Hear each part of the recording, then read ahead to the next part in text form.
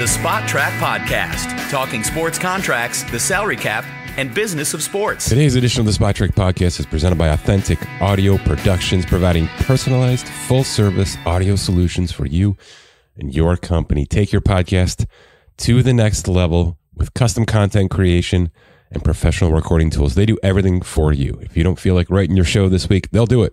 If you don't feel like hosting your show this week, they'll do it. It's that easy. It's your one-stop shop for all of your audio needs. Visit AuthenticAudioPro.com. My name is Mike Ginnitti. It is Monday, September 23rd.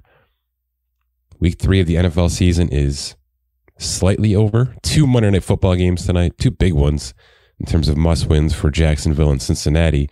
Buffalo has a chance to take a stranglehold in this AFC along with Kansas City, who eked out a win last night against Atlanta. Controversial speaking, not going to go there, but we're going to bounce around a little bit. There's some notable NFL players to get to in terms of some contract incentives and things like that. We'll talk about Bryce Young and that situation and maybe a couple of landing spots. Believe it or not, we are already diving into some trade candidates for this November 6th deadline because that's just the life we live. We'll have some NFL free agency pieces up live on Spotrack.com probably this week because, again, that's the life we live. And I do want to get to Shohei a little bit today as well, too, because we're at the final week of the regular season, and it's arguably the greatest regular season from a hitting standpoint that we've seen in the non-cheating era. Can I say that without too much backlash? I think that's sort of feels like every list we put up or anybody puts up in regards to these home runs or these 40-40s and et cetera, you have to have asterisks because the Cansecos and the McGuires and the Barry Bonds of the world certainly were under suspicion for many, many years of their careers. So a little Shohei as well. Let's start with some negative and then spin to some positive because it's a Monday morning. Bryce, not a great look. Andy Dalton went out there and just manhandled the Raiders from an offensive standpoint, something we haven't seen Carolina do really with any kind of consistency over the past 2.5 seasons. And for Bryce, watching this happen, look, you can look at this from two directions. Number one, it could be, my God, he's the issue. Now he's not tradable. Now there's no way out. It's just going to have to be ride this thing out. Or this is where it should have been in the first place, right? This is where it should have been in the first place. He got his butt kicked last year. Andy Dalton only came in for some, real simple cleanup work in 2023. It was just throwing Bryce out to the fire with a roster that was not even close to being ready to be able to handle him. The roster is better this year. There's no question about it. All right. They spent in all the areas you're supposed to spend. They added a weapon or two. They added a couple of offensive linemen expensively. And I thought their draft was somewhat successful on paper.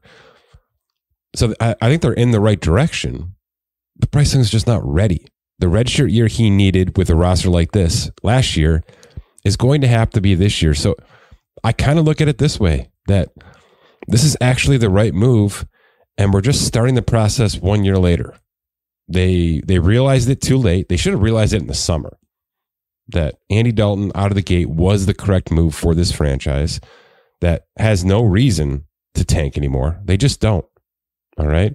Unless they fully believe that Bryce Young is done and getting another quarterback in this system in 2025 is the only right answer. If that's where their headspace is, then they shouldn't be playing Andy Dalton either, because Andy Dalton is the ultimate pinch hitter. Okay, he's going to come in and win some games like this and really thwart your ability to be near the top of the draft. They lose their second round pick next year, by the way, not their first. So there's a world where they can get this quarterback situation figured out by next April if they play their cards right. And as we saw yesterday, they're dealing with a bad draw with Andy Dalton, who can go out and do this at times. So Dalton himself, contractually speaking, we'll get to Bryce in a second. I was able to locate his incentive package. It's decent. He's going to make $4 million base. That's just what his contract was for 2 years. 2 for 10. He made 6 of that last year. There's $4 million this year cash. If he plays 70% of the snaps, and he's on pace to do that right now from the starting point, that's a $1 million payday. So I think we can put in place pretty easily a $5 million payout for Andy Dalton. If it's half the year plus a playoff berth, which is a lot to ask, that's another $1 million. So that's $2 million that, for all intents, is doable. He gets $75,000 for every team win he gets, up to $750,000. That's, I don't know. Let's say he gets half of that. Okay, so we're at about 1.5 of likely at the end of the day here. And then if he improves and the team improves and anything from yards to points to touchdowns, which we'll have to monitor that's another 750. So I would say out of the gate, just playing the season and being normal Andy Dalton, there's a world where he can add $2.5 million to this pretty easily and cash about $6.5 million. For a 37-year-old who is on the way of the backside of his career, we're in Joe Flacco type stuff here. That's sort of the conversation we were having with Flacco and the Browns last year. Certainly the playoff berth for Cleveland changed the course of his financial career as well. So I don't think that's the outlook for Andy Dalton here, but a $6 to $7 million payout isn't crazy at the end of his season for a situation that, like I said, if we're thinking positively, is probably the right move for this organization, not because they're giving up on Bryce Young, but because they have to actually redshirt him and let Andy Dalton do his thing for the majority of this season so that Bryce Young can see how this thing has to operate, especially for a quarterback of his size and maybe of his headspace right now. Just restart the process, see where you are. I don't know that there's a quick path forward with this roster. You're going to lose some players again from free agency next year. It's not going to be a destination. Let's put it that way. It's not going to be a destination. But I'm not super negative right now with the way this is all shaking out. But let's just say they understand that Young isn't the guy. That's where they are.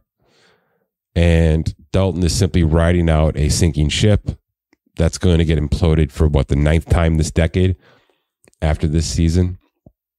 He's fully guaranteed. All right. He's fully guaranteed through the next 2.5 seasons here. So all of 2024, all of 2025, and all of 2026. Now, that's not the biggest payday. All right. We're talking about 11 million or so to just cut him right now. It's 11 million cash and about 31 million dead cap. Now, the latter's a little hard to swallow, but you want to release him after 2024 if there's not a trade partner and you don't want to keep him as your backup quarterback for some reason. It's 22 and change dead cap and about 10.5 million cash to move on from Bryce Young after the season. We've seen the Darnolds and the Rosens and the Bakers garner 4th to 5th round picks in this situation. Bryce may be a little bit touch under that. He might be in the Rosen era, but that feels like a decade ago. And I just don't know that teams are willing to do that right now, especially with somebody like Darnold probably becoming available to the open market this year. And, he's a fringe MVP candidate through 3 weeks. So we certainly have to see where that all shakes out. But for a team looking to start over again, I don't know that keeping Bryce Young on this roster makes a whole lot of sense. We've seen teams rather move on than keep these guys and let them compete with the next guy up, the next man up, which, again, if we're assuming that's where Carolina's headspace is, and I don't necessarily think they're there yet, then I don't expect Young to be on this roster in 2025. Again, it's about 11 million guaranteed. Expect about 22 and change dead cap if they move on after this. But again, we're at week 3. A lot can change. But from a positive standpoint, I think we can just pretend like this is a rookie season for Bryce Young. He is just getting his first look at this NFL stuff, and Andy Dalton is now fathering him through the 2024 season, and it's off to a good start. Let's put it that way. Dalton went out there and maneuvered this offense, I think, like a lot of people thought could happen with Bryce Young. And maybe there's a world where he just needs an education. And Dalton has shown at times that he can be that kind of guy. So we'll see. We'll see what kind of results we get out of this team if they decide to go backwards or forwards from a roster standpoint, because there are trade pieces. There's no question about that, right? The Deontay Johnsons of the world, a couple defensive players, could be way high up on this trade candidate list that we've started at Spot Track, and we'll probably post within the next couple of weeks or so. But it's early. I'm just not going crazy negative right now with the Young and Dalton scenario. Like I said, I think it's the right move out of the gate. couple of guys, couple of weapons who are just going bonkers here. Let's start with Barkley, Saquon Barkley in Philadelphia. A marriage we all kind of raised our eyebrows at the second it happened, especially with the price tag. It was good to see the running back market, the Jacobs and the Barkleys of the world get their pay. And it's even better to see these guys maybe even outplaying that pay already. I mean, Barkley is Offensive Player of the Year candidate number 1 right now. He's in the MVP conversation. Yes, he had a bad drop. Otherwise, he'd have a crystal clear start to this season. It's big time numbers for Barkley, who, as I tweeted yesterday, mid-Sunday, is basically off to his second greatest season start in his career. The yards from scrimmage, he's over 400 now, 404. The only other time he did that was 2022 when he went 408 through his first 3 weeks. Other than that, injuries already by now usually, or his rookie season, he went 353. That was peak Saquon Barkley, making the Giants draft pick look great. Well, we're at peak Saquon Barkley making the Philadelphia Eagles free agent contract look great. And that's just what it is. There are some small incentives built into this thing, right? If he gets 1,500 yards from scrimmage, which he's certainly on pace for, he can add another 250. Pro Bowls, 250. If they start winning some serious ball games like the conference championship at the Super Bowl, he can add 250 each there. So there's a very realistic path to another $1 million here, added on to the $13.5 million he's already earning this year in 2024. It's a 2 for 26 contract.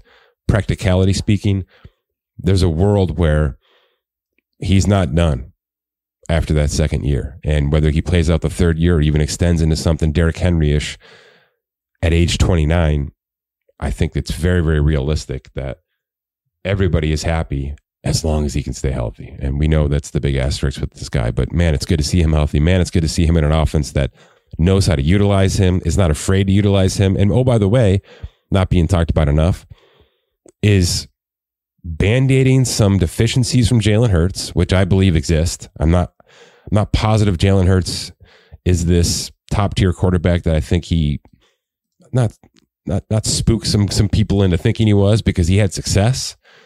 But I do think that Jalen Hurts needs an offense around him. He is not a put the offense on your shoulders type quarterback, and that's perfectly fine. Those guys are very rare and hard to find.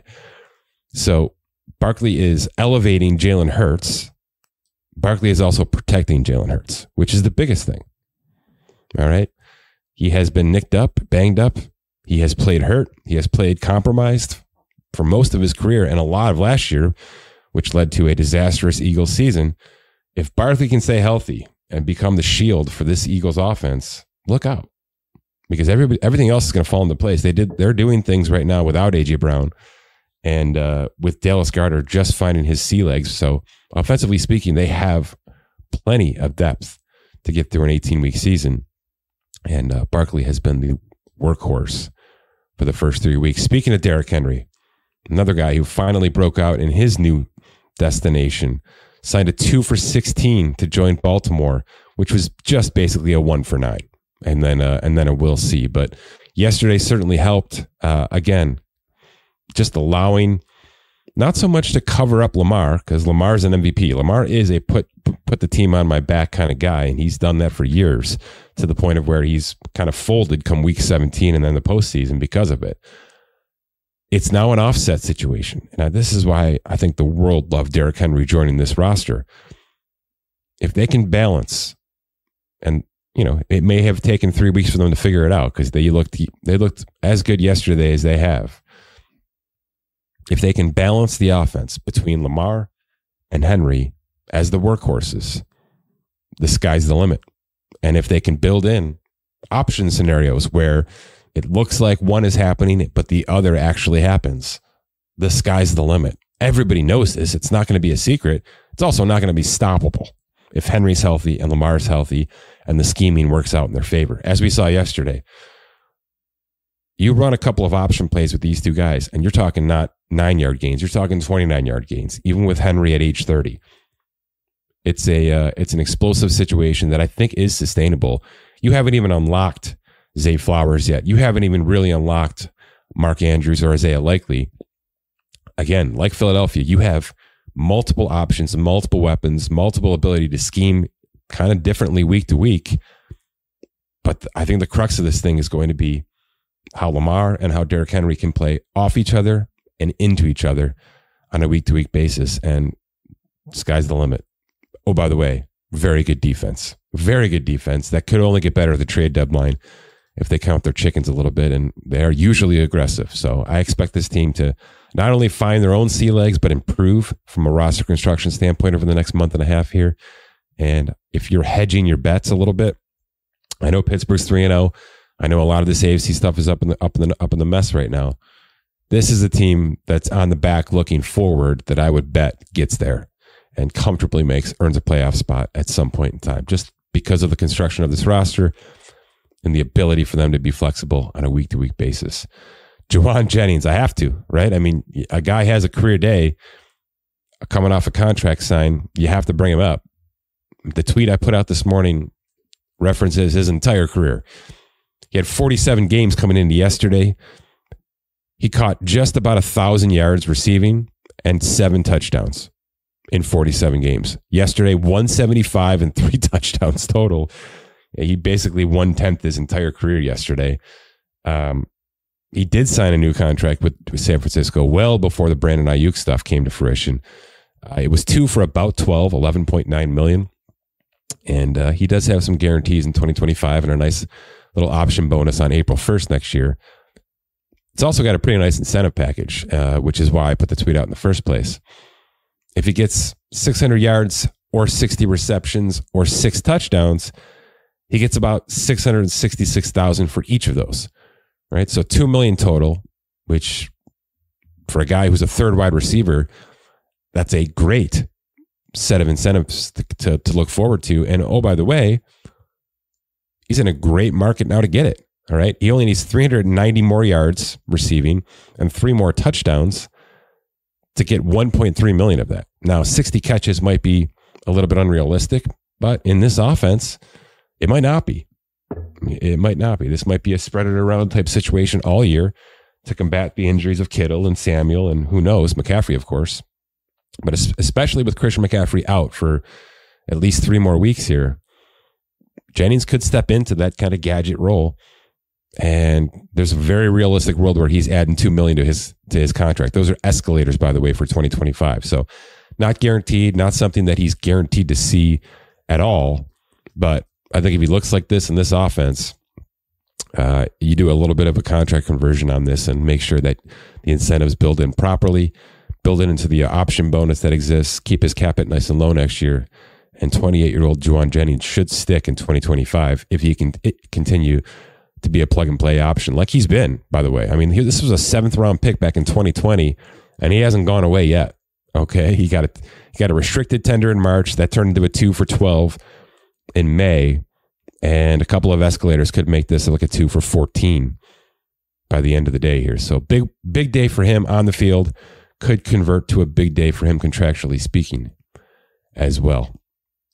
Couple of quarterback situations to talk about here. Geno Smith and Baker Mayfield both kind of laid eggs yesterday after we had a nice week talking about them and their mid-range contracts. I guess we could throw Derek Carr into that conversation as well.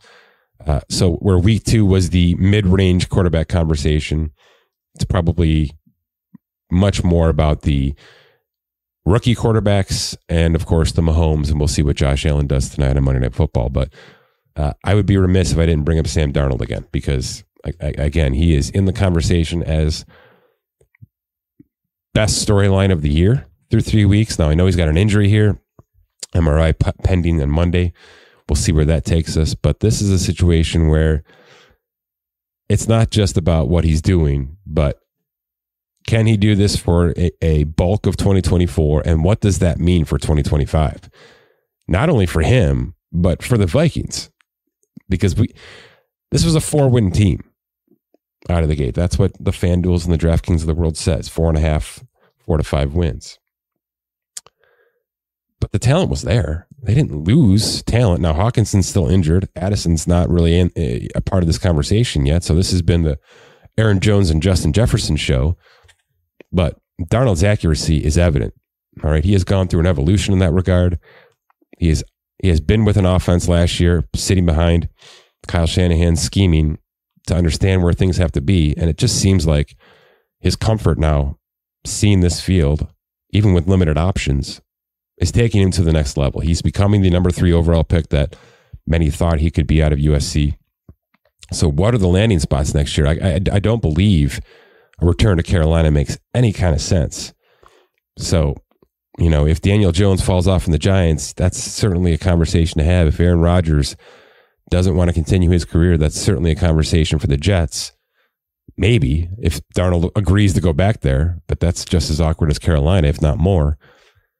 And, we're walking towards a situation where J.J. McCarthy may have to redshirt another season or 2 if Sam Darnold really does gel with this system and this coaching staff. So it's fun. It's great while it lasts, but the staying power of Sam Darnold in Minnesota is what fascinates me the most, because as of right now, I don't think he's in their plans, even though he is doing everything humanly possible to make it look like it's perfect. So we'll see. I don't want to get into the Cleveland conversation just yet. Cleveland's got 5 players garnering MRIs this morning. That's never a good sign. The offense just can't produce. They are not scoring 20 points, let alone with 30. You probably need to win the majority of your games in the NFL right now.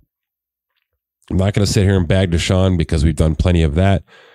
It's just, it's becoming closer and closer and more evident that he's probably not the option for the next 2.5 years. So, we've talked about the contract to a blue in the face, but getting out of this thing at any point in time is just going to be fascinating. Okay. It's why I wake up every morning, because things like this happen. We had our Christmas morning situation with Russell Wilson this year in Denver, actually going forward with that removal. And there will be so much to this Deshaun Watson contract if and when we have to get to that point as well. And yesterday was just more evidence that I think we're creeping closer to that, because even if injuries are a factor, and certainly the offensive line injuries are, Deshaun just doesn't look like the guy that can elevate this team. Now, is this a Jalen Hurts situation, right, where bringing in Barkley has covered up some things? Yeah, and Nick Chubb does come back within the next 2 to 3 weeks. And that may cover up some things, and things may start to look very, very positive, offensive line withstanding, over the next 5-6 weeks, and then we can all shut our mouths. But we really can't. But we really can't, because this is still a guy who's 2.5 years fully guaranteed at about $95 million. And that's not a guy you should be trying to cover up with Band-Aids. But that might be the Browns' life. That might be the best way forward on this contract. They're off to a rocky start, let's put it that way. And the injuries are a big, big part of that. Okay, let's switch gears quickly to some baseball conversation and then get the heck out of here. Ohtani, that's Shohei Ohtani, for those of you who don't follow. And even if you don't follow baseball, you should know who the heck that is, because we just had probably the greatest regular season game performance ever in the history of the league. And we're putting together one of those situations where it's awkward to talk about a guy this much.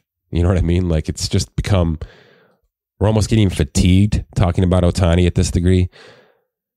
If we're using Fangraphs, there's 2 different wars. There's Fangraphs, there's Baseball Reference. It's tit for tat with how you want to reference these wars. Different calculations slightly. All of them need offense, defense, the works. Well, Shohei Ohtani doesn't play defense in 2024. Okay, he's rehabbing his elbow. There's a world where he pitches in the postseason. I don't think so. But for now, regular season-wise, nada. Just the DH, 703 plate appearances. This guy's got an 8.3 WAR, F4. 3rd in all of baseball. There's 1,400 plus players that have garnered a WAR in 2024, and he's 3rd. Okay, it's Judge at 10.7, Bobby Witt Jr. at 10.1, and Shohei Ohtani at 8.3. He's not playing defense, which some could say could negatively impact some people, and maybe does in some cases. But this is just him going up there, cold off the bench, and slaying.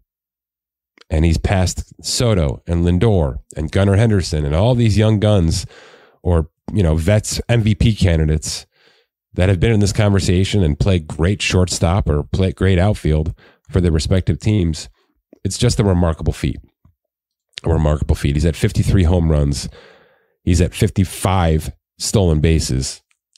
Those numbers do not stop. It seems like every single night we're going to have a situation where he's going to steal a bag. I mean, we're at the final week here. There's a 60 possible on that stolen base number, and I think 55 home runs is within reach as well. So the 55 club is very much possible. And by the way, that could mean a WAR of 8.5, 8.6. Okay, I don't think he's going to get near Bobby Witt or Judge, who are at the 10 mark and probably stay there for the course of the next week. But it's just an incredible situation. He's batting .301. He's slugging .640. Okay. The power numbers across the board are just insane, as you might imagine. The OPS is 1.023, which is just behind last year at 1.06, by the way. So this will be back-to-back seasons of an OPS north of 1. And his second straight 300 season, we believe. Again, it's at 301, so if it's a rough final week, that could dip below the 300 mark. But it's everything you could ask for out of a player that, again, is rehabbing an injury, an elbow injury, which does at some point impact your ability to swing the bat, right? Even though he's not going to damage himself too much doing this, certainly not like he would be on the mound. It's a historic career already. He walks into the Hall of Fame tomorrow already. And it's time to revisit the contract. And I realize that this contract is asterisk and chalky, and there's a lot to talk about, and people can say one thing and think the other. The only thing you have to know about this contract, take all the accounting out of it, is that it guarantees him $700 million. Okay. We act like because of the deferrals and maybe because of the NBA and the NFL contracts, we act like that number isn't that big of a deal. I can't tell you how big of a deal that number is. Okay. Mike Trout, his teammate, by the way, for years and years and years, 6+ years, was the current leader in the clubhouse before last December. And that number was 426.5 as the largest contract ever signed in Major League Baseball history. Hundreds of years of contracts. 426.5 was the number. Shohei Ohtani beat that by $274 million this winter. Can you imagine that happening in the NFL? That's like Mahomes ripping up his deal and looking at Dak Prescott's contract and saying, that's fine, right? That's cute, but we're going to take your 240, Dak, and we're going to make it 550, right? That's what's happening here. Okay, that's what's happening in baseball with Shohei Ohtani. Now, he's a two-way player. He's an 8 WAR as a hitter. He's backing it up. But I just don't want the deferred money, right? He's making $2 million a year. He's such a bargain. Yeah, that's great. Except for every single time he steps out on the field on a season, he's actually vesting $70 million. It's a 10 for 700. Okay, so yes, he's actually only cashing $2 million of paychecks that season, but he's also banking $68 million that he'll get later. That's not changing. And yes, interest rates and some stuff like that. But you understand, it should not be diluted at all that this guy is a $700 million baseball player, which is unbelievably more than any other player has ever made, ever, in their career, by the way. Not just as a contract, in their career. The top career earner in the history of Major League Baseball is Alex Rodriguez at $455. And that's not changing. Now, Verlander's going to make a little bit more and approach $400 million, so he's knocking on the door. I don't know that he continues his career. Okay, the other active players in the career earnings conversation are Greinke, but he's a minimum minor league guy at $315. Scherzer, and it doesn't really look like he's going to be able to continue things at $315. Kershaw, who kind of had to halfway himself through this season from an injury standpoint, is at $296. Maybe he signs another one for $5 or something to get over $300. And Trout. Now, Trout's at $267. Okay. If we just run these numbers through $230, Trout will get to $480. $480. All right. And if we take Mike Trout's contract all the way through the end, that's it. 480.4. He'll be 38 years old. He already can't stay on the field for a whole season. There's no expectation that he'll have another contract waiting for him after 2030. So Trout, the biggest contract in baseball, as of right now, only takes his career earnings out to 480 at the end of it. Shohei's contract was 700. Okay. His career earnings are 742.3 after 2043, after the deferred payments are all paid out. All right. That's what we've done here. That's what he's doing. That's what his contract stands for. So the statistics are mind-boggling. He's a lock for another MVP as a DH. He's going to try to give the pitching thing a go next year. There's no reason to believe he's not going to be above average at that again, because this is just a unicorn in every respect.